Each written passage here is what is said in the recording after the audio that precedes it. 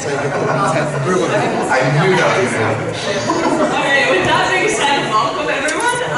My name is Maddie Mitchell. I'm the director of the Council of Sustainable Leaders. We host this weekly series to present the various aspects of sustainability, which is framed around the United Nations Sustainable Development Goals. Our theme this year is "The Time is Now." With our world experiencing climate change at dramatic rates, we can no longer just sit back and relax. We hope that this series not only educates you on different aspects of sustainability, but also inspires you to take action and make a difference in your communities. We have meals catered by Paul's Provisions with a variety of vegan and vegetarian options and ingredients that are locally sourced. Everything in your containers today is compostable.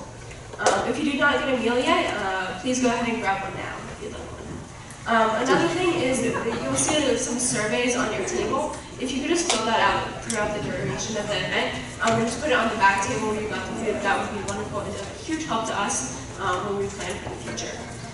Today we have Bullock, who is a professor at Davidson College in North Carolina, focused on environmental and political science. I would also like to thank the McCourtney Institute for Democracy for helping to sponsor this event. Chris and Jenna are actually in the back right there.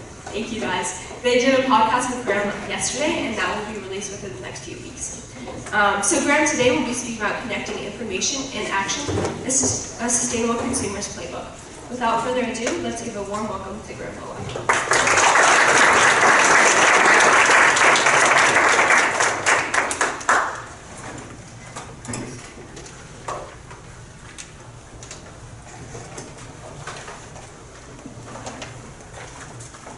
Thanks, Maddie, for that introduction, and I'm really happy to be here with all of you today to talk about a sustainable consumer's playbook. And I've really tried to follow Maddie's advice to make this accessible and practical. So I've taken my sort of normal academic talk and turned it into something I hope you find useful and engaging. So to start with, this is a picture of the Earth, called the Blue Marble, from 1972. And it's in my son's room at home, actually. I have it up on the wall, and it really makes me proud. Proud of the United States, proud of humanity, for two reasons. One is just the amazing technological and economic and social and political will and ability to gather the collective action to be able to take this picture, to get out there into space, and to take this picture of the entire globe. And then also, the second reason is, why do I feel pride? Is that what came as that picture was taken and then afterwards was really a global social movement to protect this planet. 1970, almost 50 years ago, was the first Earth Day. United States, following years, Clean Air Act and Water Act, EPA were created. Amazing collective action, right? To protect our Earth. And I think no one would disagree that we've done amazing things to do that over the last 50 years.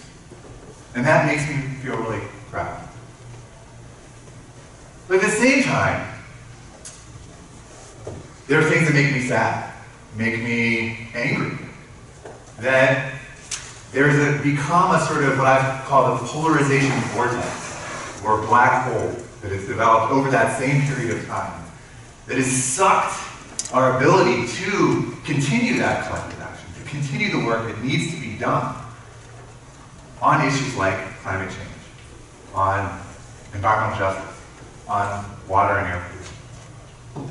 And this is, as you may remember, this is the first picture of a black hole by NASA. And it's disgusting, right? However, in recent weeks, months, there's been a lot of new kind of cause for hope, I think. From kind of the next generation. Greta Thunberg, her speeches, her activism, and all of the marches, the rallies, the strikes that have been going on all over the world. I think give me new sort of energy, new hope that we can kind of reignite that energy that we had 50 years ago. And continue this really hard work. But the question is, after these protests, after these rallies, what do you do, right? They're really great opportunities to find friends and fellow souls, and you're in common interests, right? But what happens when you go the next day to this grocery store? What products are you going to buy? Right? Or the next time you're shopping online, what are you going to purchase? And often it's overwhelming, right? And that energy from all that protest, those marches kind of gets dissipated. So what do you do with that? How can we sort of translate that energy into action? And so this is some of the stuff that I try to talk about in my book. So that's the picture over here. This is it right here. Green grades, can information save the earth? So specifically, how can we take all the information that's out there about the sustainability of products and companies and make use of it? So green grades, like what are they? How should we evaluate them? What are some promising and problematic examples? And then what should we do about them and with them, if anything? And again, this point, how do we move from information to action? So what I'm trying to do for you all today is to come up with a kind of a playbook, a sustainable consumer's playbook, that gives you a set of 10 steps, 10 actions that you can take to translate that energy, that concern you have about really anything.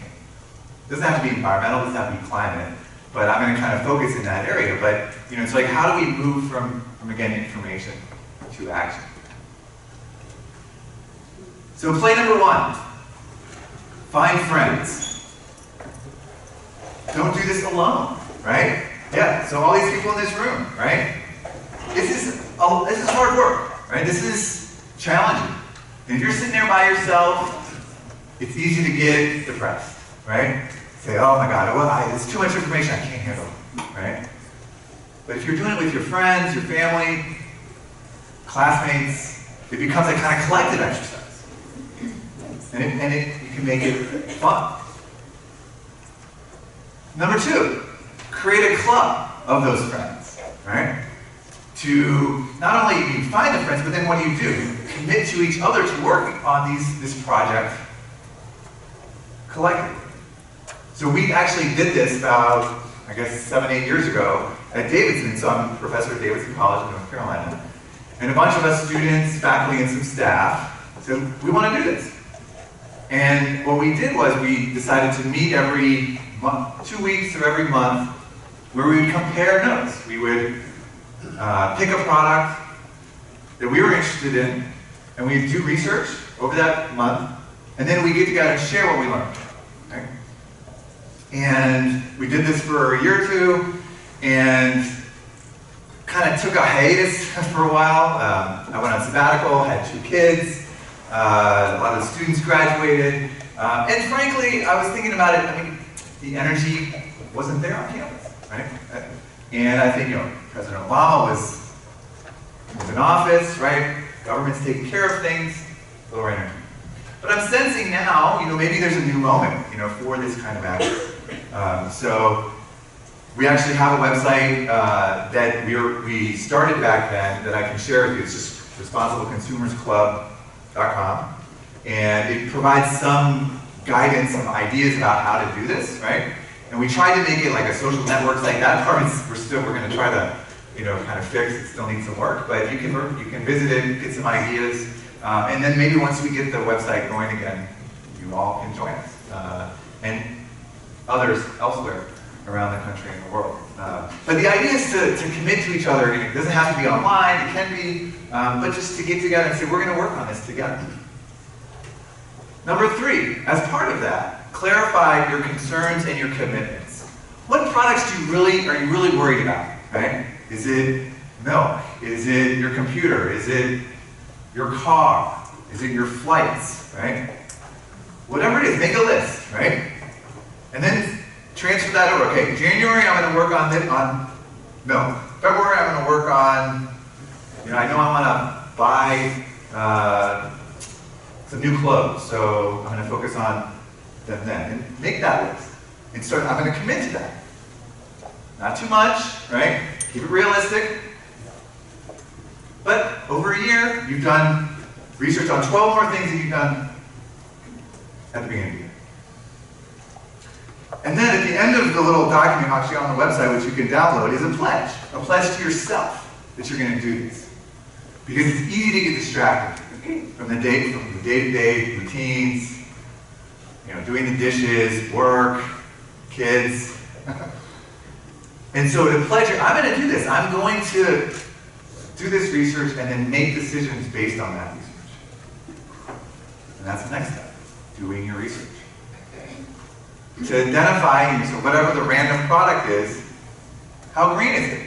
Is it green all the way through, or is it just green on the surface? Has it been green washed? Or is it a little purer green? And so now I got some four steps as how to do this research. This comes directly out of the book. There's basically a kind of chapter on each of these subplates. 5A. Identify the issues, right? So, and I've got a sort of metaphor. You can measure a product, really measure anything in 4 different ways. The first is its width, right? So how broad is it? How wide is its coverage? What does this mean? So psychologists talk about, environmental psychologists in particular talk about sort of 3 sets of values that might animate, maybe drive why people buy green products. The first is egoistic values. Values related to the self or perhaps your family. Like, you're concerned about health impacts. Buying organic food doesn't have pesticides on them, right? So that's a protective thing. Altruistic values, you're concerned about humanity, about other people, and the effects of products on them. Sort of sweatshops, for example.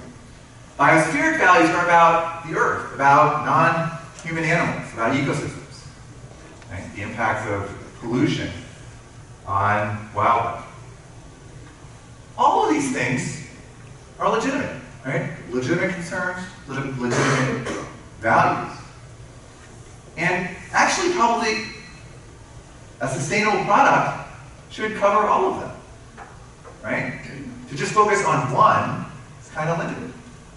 And so in my research, I looked at over 200 different eco-labels, environmental certifications, and evaluated what they cover, what kind of issues they cover. And the promising sort of news is 6% of those 243 certifications included all 5 types of environmental criteria that we looked at, from pollution down to water use. More problematic practice, 13% did not claim to measure any of the environmental issues assessed. So that's the first thing. So how broad, how wide, right, is this? And when we looked at the whole range of them, most are in the back there, not covering any egoistic / private concerns or specific environmental concerns. But there are some up here that cover more.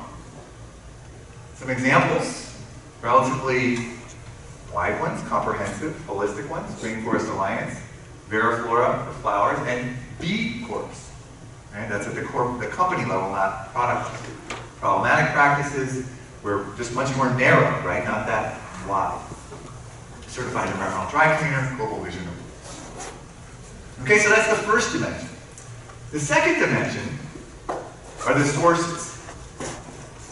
How deep is the information about that product? Right? What do I mean by deep? Who's behind it? What's the depth of it? Is it just a veneer? Or is there actually some substantial organizations, legitimate organizations behind it? And the way I like to think about this is a little complicated figure, but I'll walk you through it. So this is kind of theories from a wide range of social sciences. So you think of trusted parties as like the companies who make the products or the certifiers who are providing these certifications. They're sending signals to you all, to consumers, right? These signals can be about credibility, right? We're independent, for example. Or we're experts, trust us. Or other people trust us. trustworthiness by association. Or we have really good data, which I'm going to talk about in a second.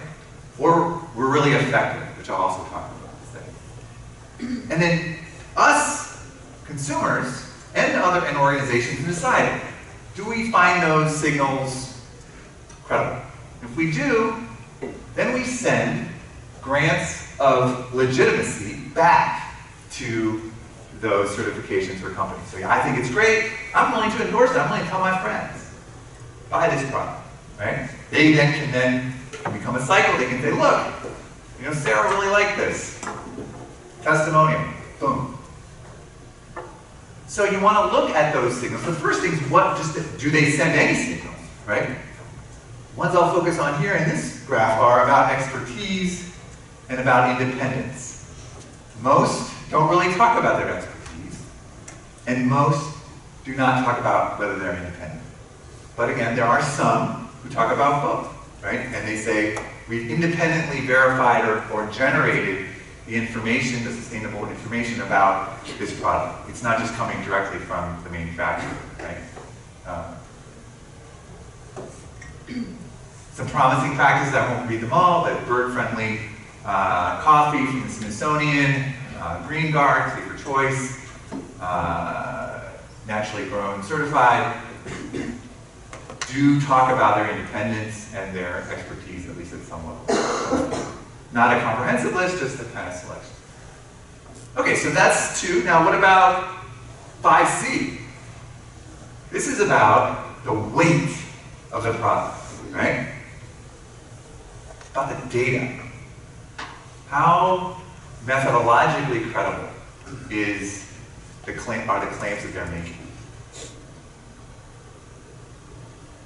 And go into much more detail about this kind of framework in the book, but the idea is that there's 3 main dimensions of kind of data credibility or information quality. One is replicability. If another scientist, another expert comes along, can they replicate what they're claiming they've said about that product? The reliability angle is, if they do that, will they get the same answers, right? Is it reliable? And then the third is, well, are they measuring what they're saying they're measuring? They're saying it's green, or sustainable, or recyclable, right? Are they actually, the methods, the data behind that claim, are they valid? And do they measure it accurately? And what you'll find when you do this research is there's a kind of a scale. You can kind of, you get what you pay for, right? So some products, some labels are really valid, right? And it takes some resources to provide that validity. So an example, and so not everybody does it. Not everybody talks about their reliability or their validity. And they're not all very transparent about their methods. Again, there are some. But at this point, there's a range, right? So this is with buildings, right? So the sustainability of this building or any kind of building can be certified by a range of different certifiers, labels. Down here you have Energy Star, which is very relatively valid, but it's just very narrow, right? It's just about energy. It doesn't cover any different criteria. Green Globes covers more criteria, but it's maybe not as methodologically valid.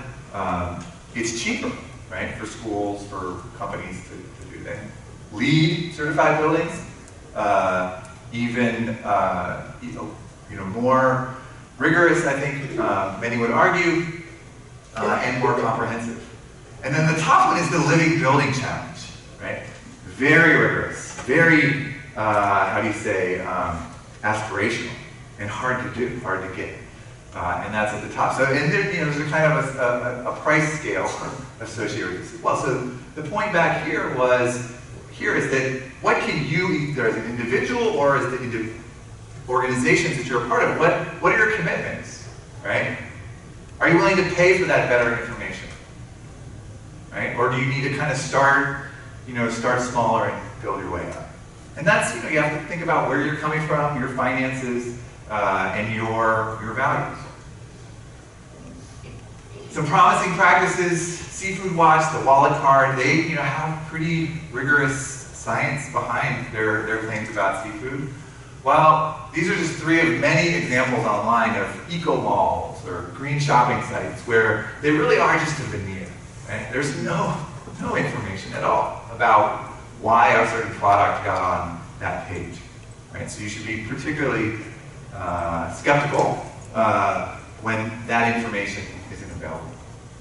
Okay, number 4. The 4th and final dimension is the height, right, of our product, right? And what does this represent? Its effectiveness, its aspirations, its goals, and then to what extent it's actually making a difference, right? So you can have really good data, you can have really good organizations behind you, you can cover a whole range of things, but does it make any difference? Does it save any trees? Does it reduce any greenhouse gases? Right? Tangible impacts. It might all, and that's what this is over here, environmental outcomes. It can also do some things more indirectly, right? More intangibly. So working through consumer behavior, we've changed X number of consumers' choices, we've changed companies' behavior, or even more indirectly, we've changed public policy, raised awareness or knowledge, or changed processes, right? We've changed how products are made, or how companies do business. And what's promising from my data is that about 80% of the labels I looked at did mention some kind of specific environmental outcome. But 70% did not mention any outcome. So this is, let's say, there's a lot of room for improvement here. And opportunity to pressure, to push these labels and companies to do better, right? To be more transparent, more focused on the outcomes of their work, of the labels and the products and their corporate policies. 2 examples of labels that do actually pretty well on this are Energy Star. They have some great metrics and calculators on how much energy they've saved over the 25 years it's been in existence. And another is EP, also a label for computers and monitors that's more comprehensive than Energy Star. Energy Star is just energy, right? This includes energy as well as many other criteria. And they also do a really good job of measuring their outcomes. And other labels should follow their lead. Okay, play number 6, make a decision. Don't suffer from analysis paralysis. You're always going to be able to learn more. There's always going to be uncertainty, right? Set a deadline and say, look, I'm done with my research, I'm going to make a decision. And then, share that decision. Tell your friends, tell your family, your classmates, your roommates. Say, look, I did it, this is my research, this is what I learned. This is what I decided. Share it online. Instagram, Facebook. Once we get the Responsible Consumers Club website up, there too, right? Get the word out. That's perhaps one of the most important steps here, right? Is that multiplier effect through your social networks. And most of your friends, most people might not pay attention, but there may be a few, right? And that doubles, triples, quadruples your effect, or more. Play number 8. Celebrate. Take a break. Go on a hike. Right? Enjoy nature. Step back from the consumer world. Right? Refresh, rejuvenate. Or do some yoga. But step away from the kind of consumerism, right? We gotta buy stuff, most of us, but you need that space. And that chance to say, okay, I've done something. I've taken a step. And then do it again. Next month, another product, another research cycle, another decision, another set of multiplier effects. And it continues. Number 10, 10A. Think outside of consumer action.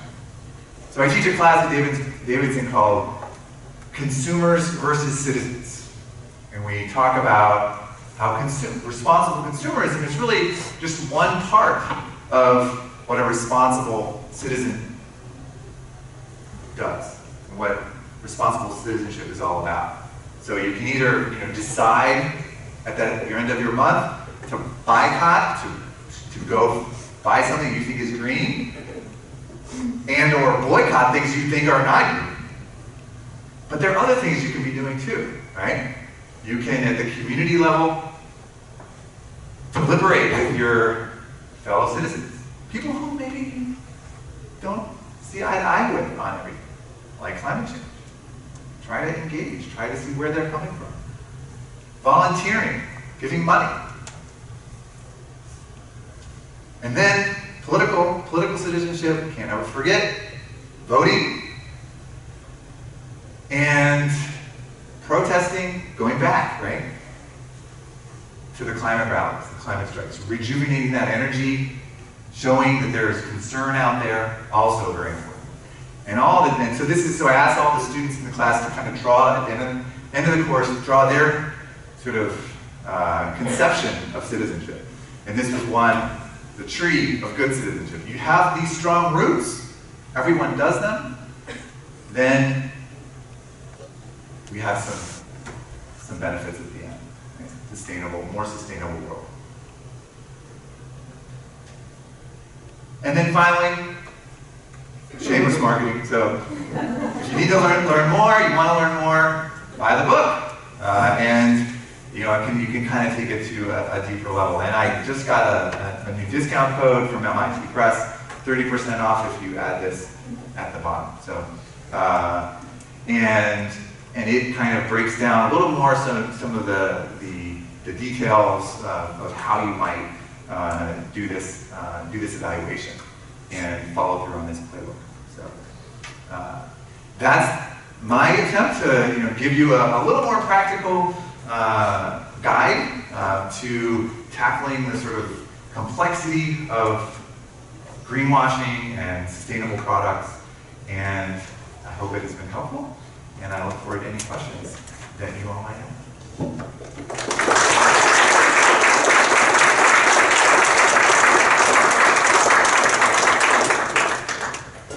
Does anyone have any questions?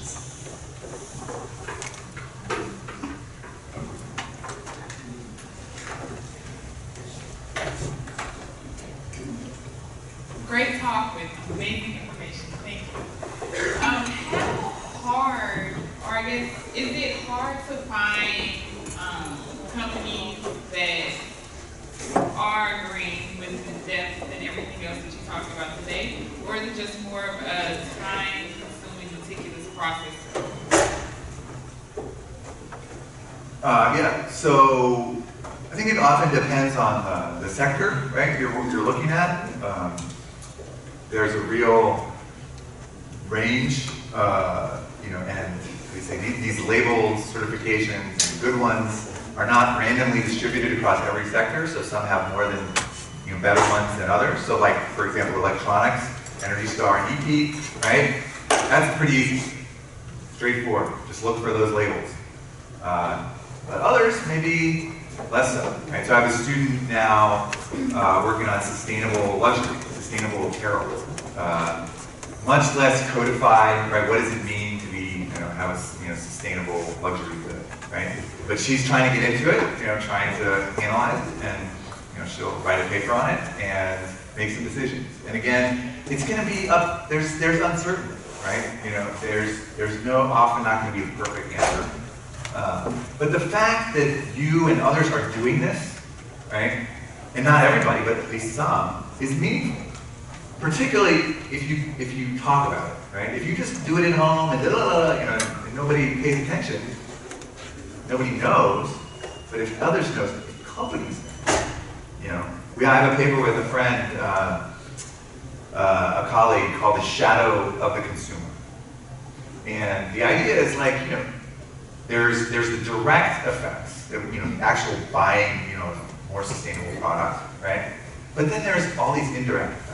Your shadow, right? And what does that mean? It's like, it's scary, right, to companies. It's like, that shadow might come to them. You know, they're not necessarily bothering us, boycotting us now, but tomorrow they might. And the more people doing that, the greater the shadow is. Okay. Make sense? Yeah. Yeah, I think Amazon has realized this because they now have a place where people can pick things up. And people can, Amazon has a pickup, and here in Allen Street in the center of the city, where people could go and pick things up rather than have things boxed and sent individually to their homes. And that is a bit of a step forward. We're going back to Sears Roebuck back in 1946 or 7, really, when they did that all the time. And so we may seem like it's going backwards, but think of all the cardboard and everything that would be really more limited and having to be recycled if these people pick things up at central locations. Yeah, that's a great point. And it's, first of all, sort of returning to some past practices of yesteryear is not necessarily a bad thing, right? You know, sometimes we were doing it right and we need to rediscover that. This is something that, you know, somebody could research. I have not looked into it in a while, but, you know, there is this trade-off between brick and mortar and delivery, right? So the study that I saw from maybe, dating now, 15 years ago or something, was that, you know, there's a lot of energy that goes into having something in a store, right? Space in a store. You got to transport it there, etc. So by getting it delivered directly to your house, there's actually, you don't have to have it, right? You don't have to have a big store. But you have lots of little, you know, boxes, right? All that energy that goes to make all those little boxes. So I have not seen, and this is something I would love to see, right? So I don't have all the answers. You know, an up-to-date life cycle analysis comparing, you know, the direct delivery to my house versus my driving to a store, spending gas, right, to pick up something that also has, you know, a footprint from being in the store. So, and that's also going to depend on you. Like if you live very close to the store, you can walk to the store. You know, then that's going to be an easier choice for you. So great point. Thank you. Have you looked at environmental working group at all? Have you looked at the environmental working group to kind of evaluate their process and methodologies? Are you talking about Skin Deep? Yeah. Yeah. Right. Yeah. Yes, actually, quite extensively, dating back now 15 plus years. So, so when I was at Berkeley, when I was a grad student at Berkeley, I had worked with one of my professors there and several other grad students to spin out a social venture called goodguy.com. So it might have been mentioned at some point, but and the idea was that we could use your phone. This was like before or as iPhones were coming out, so it was pretty, you know, kind of ahead of its time in a lot of ways. To scan a barcode on a product. So you're in CVS and there's some shampoo, and you're like, is this sustainable? Scan it, you get a number, right? And you can click on it, you can look at social, health, environment, score. You can dig down and see why. So we built this and we spun it out of Berkeley. We got venture funding to make it happen, and we initially collaborated with Environmental Working Group. Initially, I think, used some of their data, then we built our own database. But I think it's a good, so I'm familiar with it, and I think, you know, it's a really good and relatively credible site, you know, and it's for those, like, particularly personal care products. You know, it's got a lot of products in there. So I haven't looked at it recently, so that's with, you know, that caveat. But yeah, that's when you get out there and you start researching, you'll find, you know, more than you knew existed in different product categories. Thanks.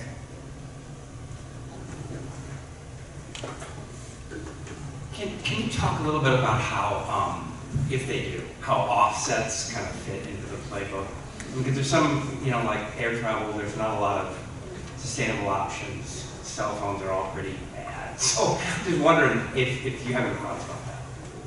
Yeah. So for those of you who don't know, so offsets are the idea that you can buy, you can pay for some mechanism to offset the carbon footprint of your purchase, right? So, and there are multiple ways, many ways that companies provide these offsets, right? So one is plant trees, right, that then take in carbon dioxide from the atmosphere, right, sequester that carbon somewhere in the world. Another more kind of technology-oriented approaches. But the idea is we can certify, and try to evaluate, the quality of those offsets. But they're controversial, right? So why might they be controversial? Let's throw that as a question. All of you. Pay money for somebody else to pollute. I mean, somebody's still polluting. You're polluting, right? Yeah, I mean, somebody else that you're paying for your products, right? Yeah, no, exactly, right? So what were in the so-called Middle Ages, the Catholic Church would give out indulgences, right? So you're a sinner, and you would, so you to absolve yourself of your sins. You pay the church to absolve, kind of forgive your sin. And this is, one of the drivers of the Protestant Reformation, right? Because a lot of people didn't like this. It seemed kind of weird, right? Conflict of interest. So the same thing applies, has been critiqued about offsets, right? So you're just paying for your environmental sins. You just keep flying, keep doing the same thing. You just kind of sort of pay somebody off. I think it's a little different than kind of religious indulgences for two reasons. One is that the good offsets, the well-done, certified, gold standard offsets, actually are, I think, meaningful. They do make a difference and can help. Right? There are some ones that are not so good.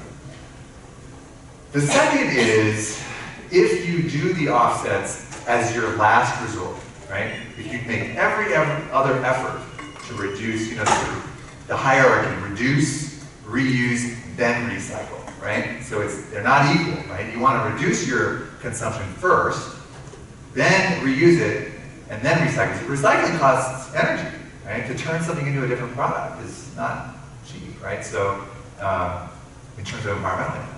So the same thing, so do everything you can to reduce your amount of flights or whatever you're trying to, or travel or whatever. But then, there's some things, you just have to do, right? It's part of your job, part of your other values. We have multiple values. You want to visit your family in California, right? And that's important to you. So maybe you reduce it a little bit, maybe you go every other year, but you're not going to eliminate it completely. So then I think it's suitable and probably important to do that offset. Does that help? Mm-hmm.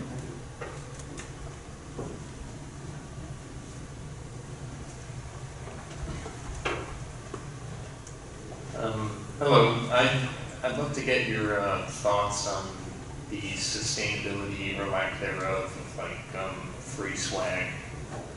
And when you go to a conference and you get all these handout things, free t-shirts, free water bottles, are there solutions to it both on the consumer or producer side? Where can we take that? Yeah, that's a great question. It's a great question. And I think the same logic applies, right? So reduce as much as possible. And then to the extent that you still, your marketing people and your company, right, like insist that they have to have some of it, well, choose swag that is sustainable, right? That is certified, that is, made out of, recycled material. But it's hard, right? Like, so I was telling a friend the other day, it's like, it's so ironic. I get so many mass mailings from environmental organizations, right? It's like, what? And these people aren't bad people, right? They know paper's not good, right? To be sending all these mass mailings to all of people to get fundraising, right? But it works, apparently, right? And it's a tried and true method to maintain their organization so that they can be advocating for all of this stuff, right? So it's, it's hard, even for an environmental organization steeped in those values, right? So let alone some company, or higher education institution. So I don't know. I mean, so it's right. And part of the answer is, you can take two different strategies, right? You can take a kind of outsider attack strategy and get rid of everything, and really kind of be revolutionary about it, and that's what you want to do. That's important, and you should do that. But there's another strategy of, and these are not necessarily mutually exclusive, to say, okay, I hear you. You feel like you need this, or an insider strategy, and say, okay, but let's reduce, or let's kind of revise how we do it. Does that help? Yeah. A little bit. Thank you.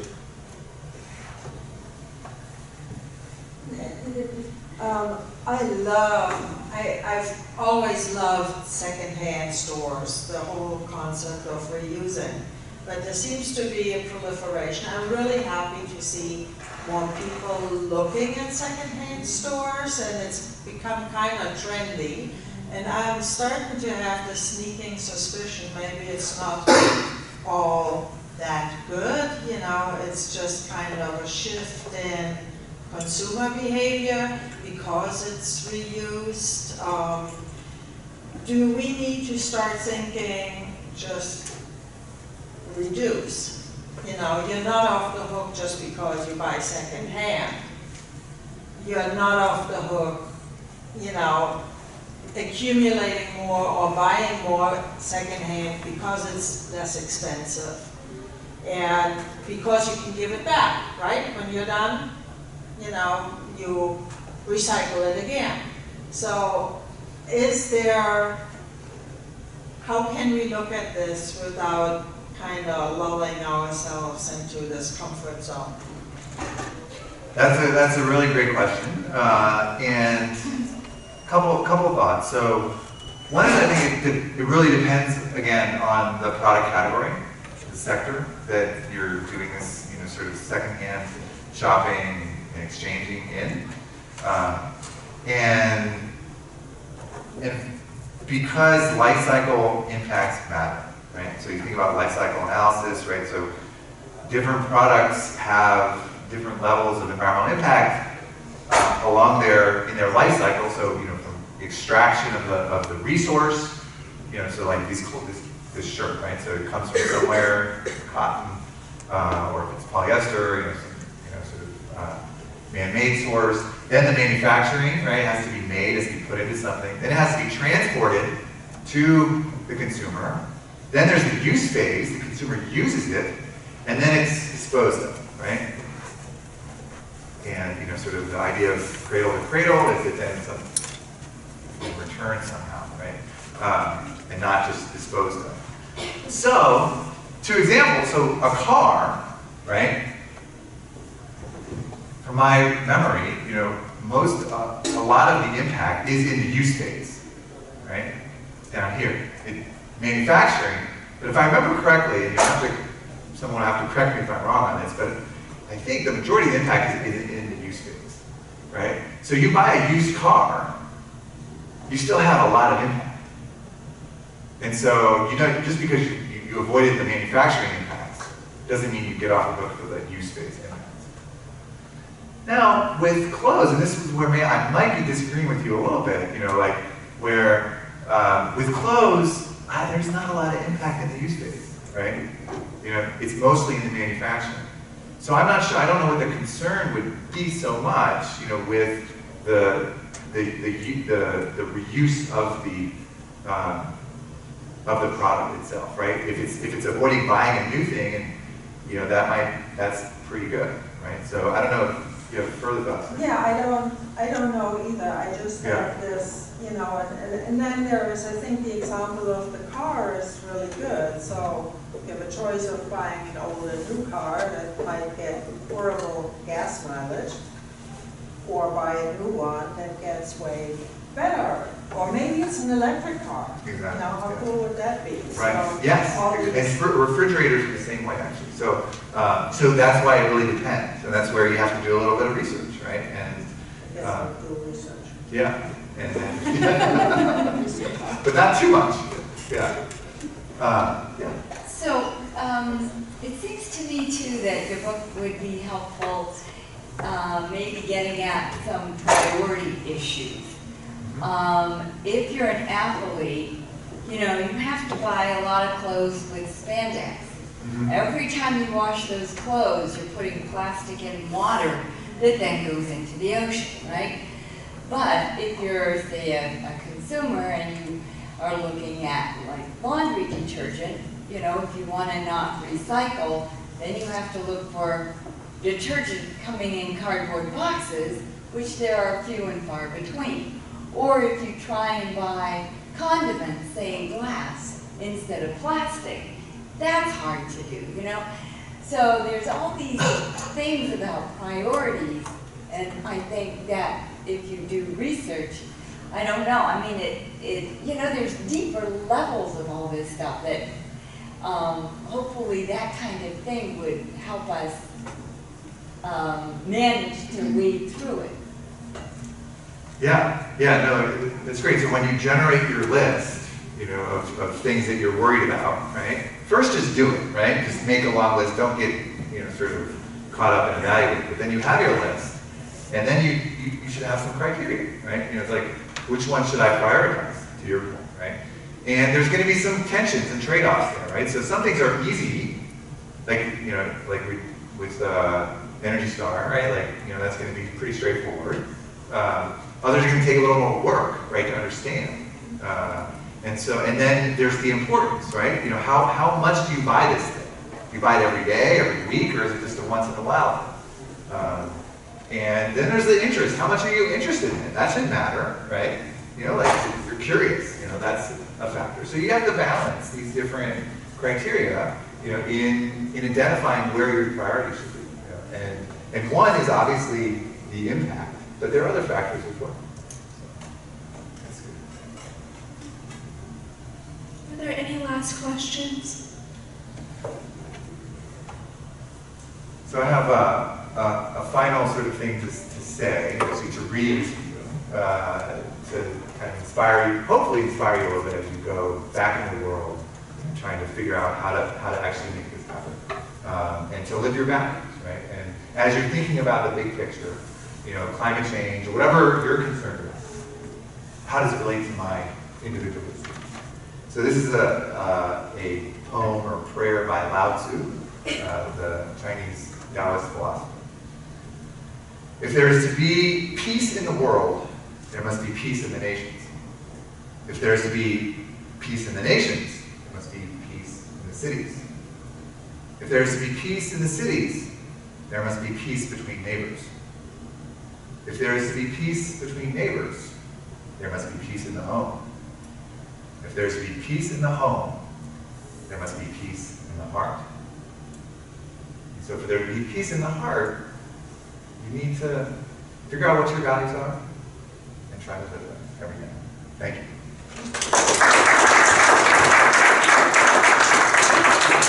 Thank you so much for coming around all the way from North Carolina and being with us today. And I want to thank all of you for staying the entirety of the showcase and answering questions and talking and everything. Just a few reminders. So next week we will have Steve Lavinsky, who is the Vice President of Sustainability for Purdue Farms. He's going to be talking about what larger corporations can be doing within in regards to sustainability. So that should be interesting. But other than that, if everyone will stick around for a few minutes if you have any questions or comments or want to get contact information, anything like that. But other than that, have a great weekend. Thank you. Thank you.